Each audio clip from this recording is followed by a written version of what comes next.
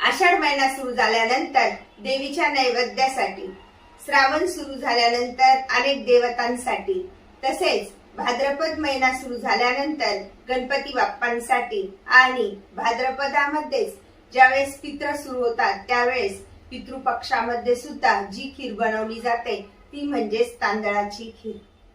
Katy cooking channel मध्ये मी आपल्या सर्वांचे मनापासून स्वागत करते। ओल्या खोबऱ्याचा व तांदळाचा वापर करून बनवूया तांदळाची पांढरी शुभ्र खीर।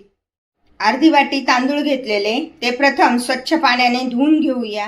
अर्धी वाटी ओल्या खोबऱ्याचा किस करून घेतलेला आहे, तो मिक्सरला बारीक करून घेऊया। पाणी न टाकताच प्रथम हे खोबरं बारीक करून घेऊया। त्यानंतर त्यामध्ये थोडंसं पाणी टाकून पुन्हा एकदा वाटून कुकर मध्ये 1 चमचा तूप टाकून घेऊया। जास्त पण तूप नाही टाकायचे। खोबऱ्याचं तयार केलेलं वाटण टाकून घेऊया, व्यवस्थित परतून घेऊया। अशा प्रकारे कलर न बदलता आपण हे परतून घेऊया। थोडंसं परतल्यानंतर हे अर्धा वाटी जे तांदूळ घेतले ते पण टाकून आणि व्यवस्थित परतून घेऊया। अशा प्रकारे तांदूळ परतून झाले तर ज्या मिक्सरच्या भांड्यामध्ये आपण खोबरं बारीक केलंय त्यामध्ये थोडंसं पाणी टाकून साधारण 1.5 वाटी पाणी टाकून घेऊया। जास्त पाणी पण नाही टाकायचंय आणि कुकरच्या 3 शिट्ट्या करून घेऊया। कुकरच्या 3 शिट्ट्या झाल्या तर गॅस बंद करूया आणि थंड होण्यासाठी ठेवूया। या प्रकारे शिजवलेला भात थंड होण्यासाठी ठेवला होता, तो आता आपण मिक्सरला बारीक करून घेऊया। जर लागलं तर त्यामध्ये दुधाचा वापर करून ते मिक्सरला बारीक करून घेणार आहोत। अरे हा शिजवलेला भात मिक्सर मध्ये काढून घेतलाय, त्यामध्ये आता थोडं थोडं दूध टाकून मिक्सरला बारीक करून घेऊया। ओलं खोबरं आणि तांदूळ याचा जो भात तयार करून घेतलेला होता तो नंतर मिक्सरला अशा पद्धतीने बारीक करून घेतलेला आहे। त्यामध्ये जसं लागेल त्या प्रमाणामध्ये दूध टाकून घेतलेलं आहे। आता ते कुकरमध्ये उकळायला ठेवूया। ज्या कुकरमध्ये आपण भात शिजवून घेतलाय त्यामध्येच हे बारीक केलेलं वाटण टाकून घेऊया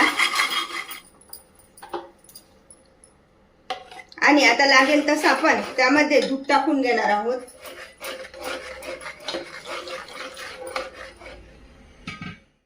त्यात टाकून घेऊया 6 चमचे साखर। अशा पद्धतीने इथपर्यंत पातळ करायची आहे। जर आपल्याला यापेक्षा पातळ पाहिजे असेल तर थोडंसं अजून दूध किंवा पाणी टाकू शकतात, पण आधी साखर टाकून घ्यायची। साखर वितळल्यामुळे सुद्धा खीर थोडी पातळ होऊ शकते। त्यामध्ये लगेच टाकून घेऊया ड्रायफ्रूट, काजू, बदाम आणि पंपकिनच्या बिया आहे त्यामध्ये टाकून घेऊया वेलची पावडर।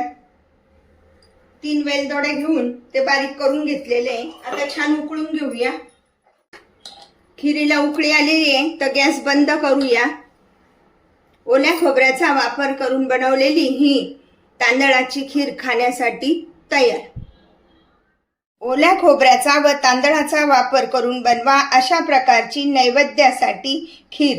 अशा प्रकारची खीर तुम्ही पण बनवा आणि मला मात्र कळवा कशी झाली येते। लाईक अँड सबस्क्राईब करायला विसरू नका। पुन्हा आपण भेटूया नवीन रेसिपीसह। थँक्यू।